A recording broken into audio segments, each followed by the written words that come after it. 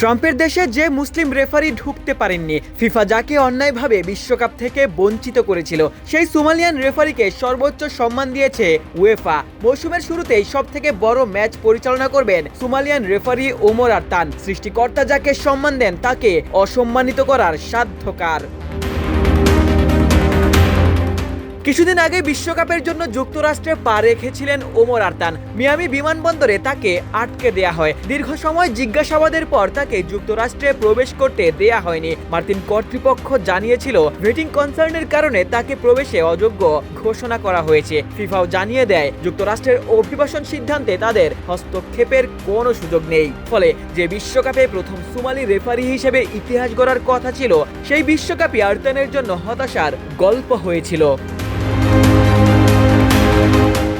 অবশ্য মায়ামি থেকে দেশে ফেরার পর ওমরের গল্পটা একেবারেই বদলে যায়। বিশ্বকাপে ম্যাচ পরিচালনার সুযোগ না পেলেও বিমানবন্দরে আরতানকে দেওয়া হয় বিরচিত সংবর্ধনা। হাতে সোমালিয়ার পতাকা, সাথে সমর্থকদের ভিড়। বিশ্বকাপে যেতে না পারা ওমরই দেশে ফিরে হয়ে ওঠেন জাতীয় গর্বের প্রতীক।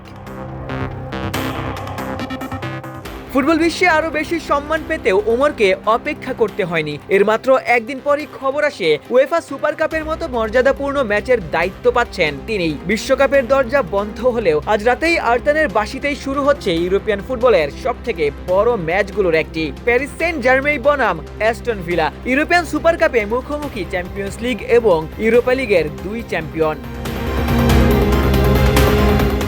সালজবুর্গে প্রতিটি ফুটবল ফ্যান আরতানকে বরণ করে নিয়েছেন। বিশ্বজুড়ে ফুটবল বোদ্ধাদের কাছেও তার মর্যাদা বেড়েছে। পিএসজি অ্যাস্টন ভিলা মহারণ ছাপিয়ে ম্যাচের সবচেয়ে গুরুত্বপূর্ণ ব্যক্তি এখন ওমর আরতান। উয়েফা সুপার কাপের ইতিহাসে প্রথম নন ইউরোপিয়ান রেফারিও হচ্ছেন 34 বছর বয়সী এই সোমালি রেফারি।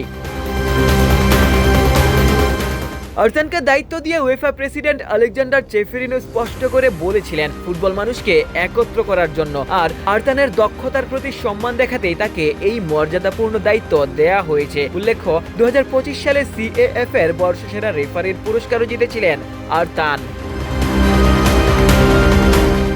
ফিফা বিশ্বকাপের দরজা যার জন্য বন্ধ হয়েছিল, তাকেই ফুটবল বিশ্ব আরো বেশি সম্মান দিল। ইউরোপের সবচেয়ে বড় মঞ্চগুলোর একটিতে ইতিহাসের সামনে দাঁড়িয়ে ওমর আরতান। আপনি চাইলে কাব্য লিখতে পারেন একজন সোমালি রেফারির গল্প, বঞ্চনা থেকে ইতিহাস গড়ার গল্প।